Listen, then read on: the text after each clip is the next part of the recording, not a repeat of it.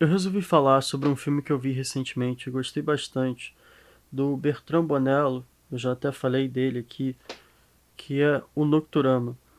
Ele até tem Netflix, mas antes de começar a falar do filme propriamente, eu acho que eu preciso fazer um parêntese que eu não acho que seja todo mundo que vai gostar dele. Apesar de eu achar o filme bem pop, e a gente vai chegar nisso, o, o filme, se você está pensando no Michael Bay, ele é bem o oposto disso. Ele é um filme relativamente lento. E como eu sei que não é todo mundo que gosta disso, eu acho que é preciso deixar avisado. Mas para aqueles que gostam, eu acho que o filme tem algumas coisas bem interessantes. O primeiro ato dele é quase uma preparação meio descontextualizada, que me lembra muito um filme do Alan Clarke chamado Elefante, que até depois influenciou o Elefante do Gus Van Sant, em que é só um monte de cenas sobre a violência na Irlanda do Norte, meio descontextualizadas. O que é interessante do Alan Clarke é que ele não tenta explicar o fenômeno, ele não tenta justificar, ele só mostra. Como se ele tivesse um entendimento que, às vezes, ficar tentando elaborar e explicar um fenômeno, você perde algo muito visceral e bruto que existe. Sim, eu sei. Mas, enfim, por mais que isso seja muito mais presente, a referência pelo menos, no primeiro ato do Nocturama, eu acho que esse espírito se segue pelo filme inteiro. A história é basicamente sobre um grupo de jovens, bem heterogêneo até, que planeja e executa uma série de atentados terroristas. E aí você tem que lembrar que isso é um filme de 2016, francês, um ano depois dos atentados no Bataclan. Só que o que o Bertrand Bonello faz aqui é que ele não, assim como o Elefante, ele não tenta entender o fenômeno, ele só mostra. Como quem diz que há um lado do fanatismo que a gente nunca vai conseguir compreender plenamente. E aí, quando os atentados efetivamente acontecem, eles são filmados de uma maneira meio apática. É diferente de alguns filmes que fazem um certo embelezamento da violência. E, bom, o grosso do filme ele vai se desenvolver então depois numa loja de departamentos onde esses jovens se escondem.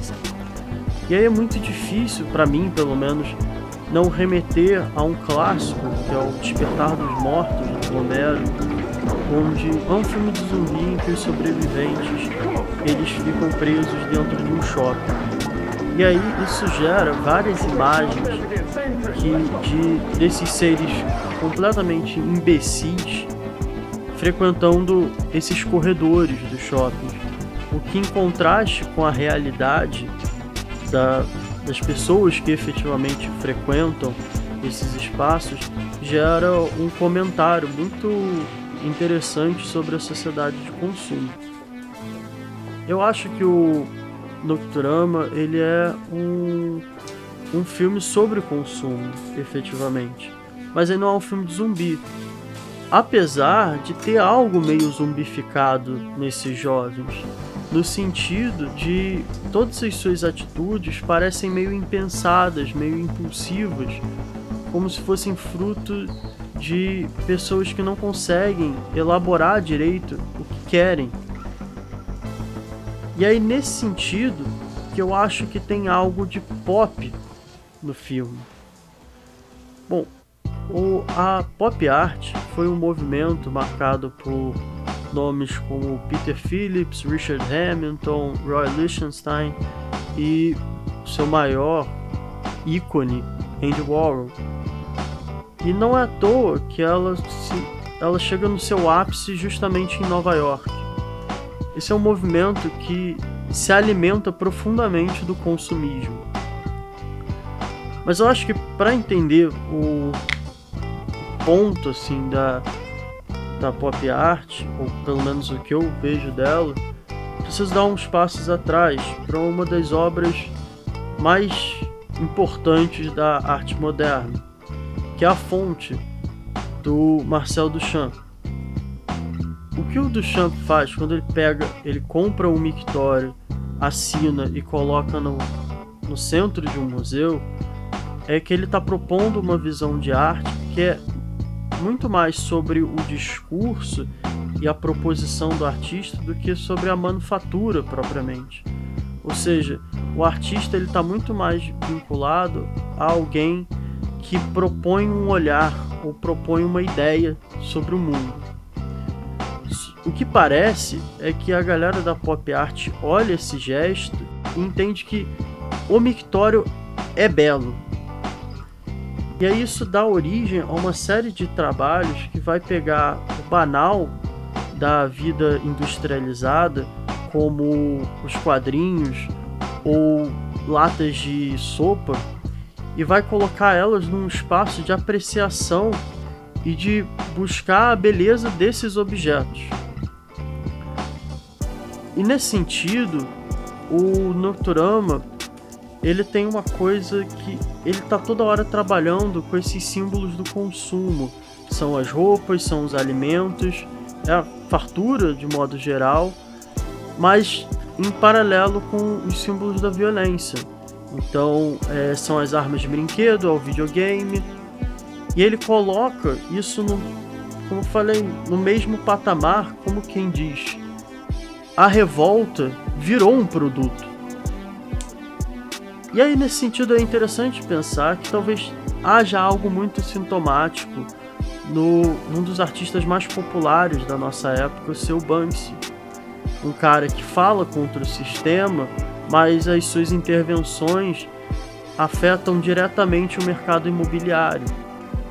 As obras do Banksy, elas começaram a estampar camisetas de forma que elas passam a ter um preço, que você pode comprar a revolta. E aí, nesse lugar, o Nocturama é bem radical, porque ele vai colocar como se ouvir uma música da Willow Smith e fazer um atentado tivesse o mesmo valor. E bom, ele não chega a tentar explicar esse processo, ele só mostra. C'est quelque chose de voir en vrai.